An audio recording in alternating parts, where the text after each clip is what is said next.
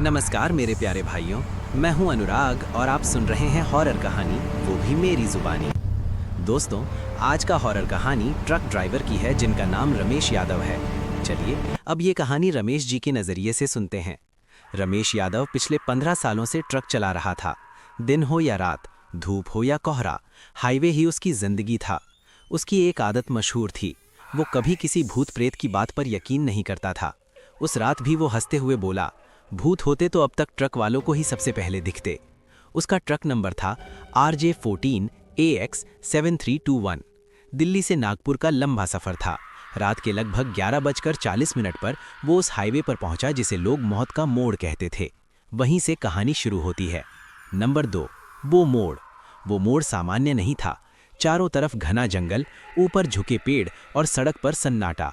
Mobile network यहाँ हमेशा गायब रहता था। रमेश ने रेडियो चालू किया। करक करक, सिर्फ आवाज। तभी उसकी नज़र दूर सड़क किनारे खड़ी एक औरत पर पड़ी। नंबर 3, पहली झलक। वो औरत काली साड़ी में लिपटी हुई, खुले लंबे बाल, चेहरा नीचे की ओर झुका हुआ, हाथ में कुछ पकड़ा हुआ। रमेश ने ब्रेक धीमा किया। मन में आया, इतनी रात को यहाँ? उसने शीशा नीचे किया। बहन जी, यहाँ क्या कर रही हैं? औरत ने सिर उठाया। नंबर 4, उसकी आंखें।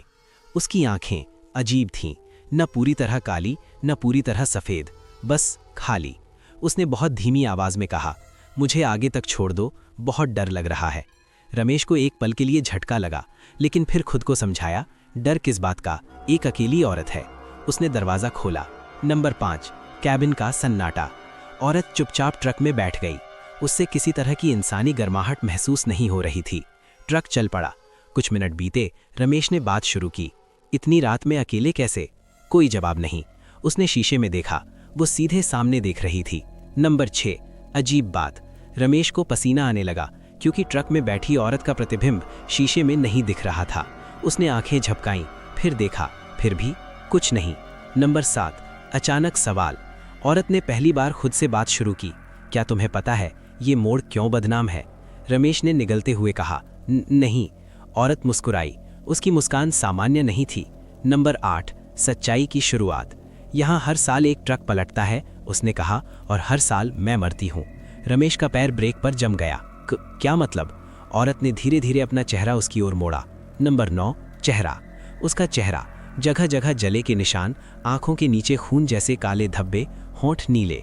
और फिर उसने कहा, मैं सीमा हूँ, 5 साल पहले इसी मोड़ पर। नंबर 10, हादसा। सीमा की आवाज़ बदलने लगी। मेरा पति ट्रक चलाता था, मैं उसके साथ थी। तुम्हारे जैसे ही एक ड्राइवर ने ओवरटेक किया, ट्रक पलटा। रमेश को लगा जैसे कैबिन ठंडा हो रहा हो। नंबर 11, चीख। मैं जिंदा जली, सीमा चिल्लाई।